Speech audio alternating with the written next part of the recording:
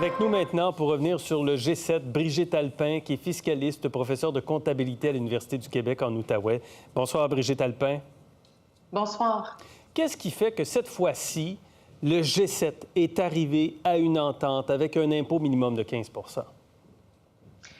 Probablement que cette pandémie nous amène un souffle de changement.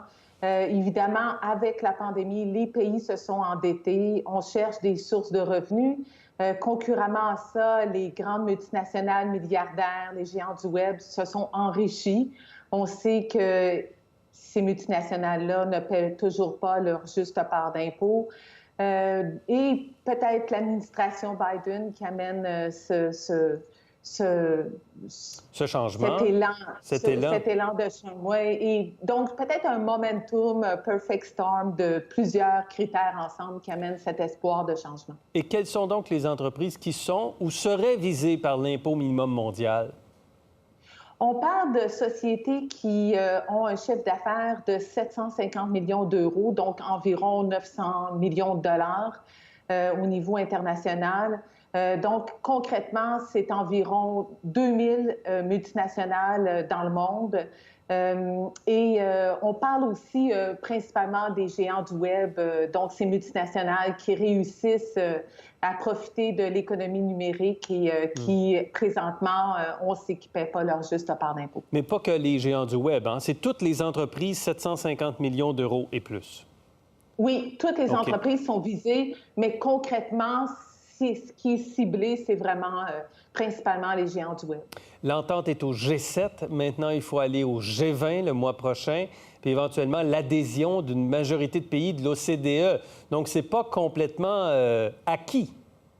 Non, rien n'est acquis, mais c'est sûr que c'est vraiment incroyable que les pays du G7 se sont entendus pour un impôt minimum mondial. Il n'y a pas si longtemps, on parlait de conversation utopique lorsqu'on parlait d'impôt minimum mondial. Donc, l'avancée est vraiment incroyable. Mais la prochaine étape, on est en route vers le G20. Au G20, il n'y a rien qui est acquis. Il y a certains pays qui pourraient ne pas accepter. Et par la suite, on parle non seulement des pays de l'OCDE, mais on parle des pays du cadre inclusif de l'OCDE qui réunit 140 pays. Donc, il y a plusieurs étapes. C'est sûr que ce n'est pas en 2021 qu'on va voir l'implantation de cette norme, de cet impôt mondial, ni en 2022 probablement. Peut-être en 2023, on pourrait espérer. OK. Donc, c'est ça. Ça va prendre un certain temps encore. Même si les paradis fiscaux n'adhèrent pas à la politique, est-ce que les entreprises devraient quand même payer plus d'impôts? Oui, c'est ça qui est génial avec l'impôt minimum mondial, c'est que dans le passé, lorsqu'on parlait de réforme fiscale mondiale ou comment moderniser nos régimes d'imposition, on pensait à des règles, puis on se disait, ben c'est sûr que les 180 pays vont pas adhérer à ça, donc ça sert à rien de penser de mettre des règles efficaces en place. Mais avec l'impôt minimum mondial, ce qui est génial, c'est que même si certains pays ou certains paradis fiscaux n'y adhèrent pas, les multinationales qui font affaire dans ces paradis fiscaux-là vont être assujetties à cet impôt minimum.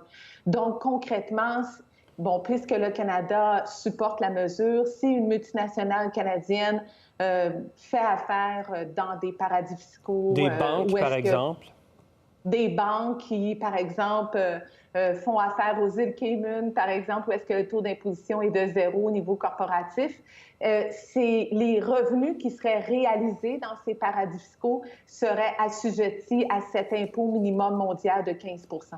Très intéressant, ça, cet aspect-là, de 0 à 15. Donc, il n'y aurait plus beaucoup d'avantages, finalement, à être dans un paradis fiscal.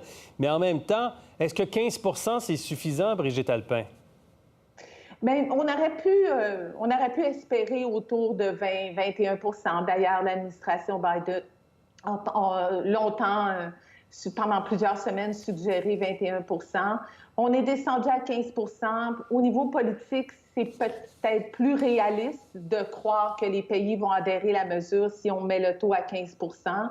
Bien sûr, en politique fiscale, souvent, on implante une mesure par principe Et même si le taux est bas, par la suite, un coup que le principe est accepté, on augmente les taux d'imposition. Donc, on y va par étapes. C'est peut-être une bonne approche dans la situation actuelle. Parfait. C'est ce qu'on va voir. Merci beaucoup pour ces explications, Brigitte Alpin, ce soir. Merci beaucoup. Pour voir nos émissions en entier, rendez-vous sur la chaîne ICI RDI.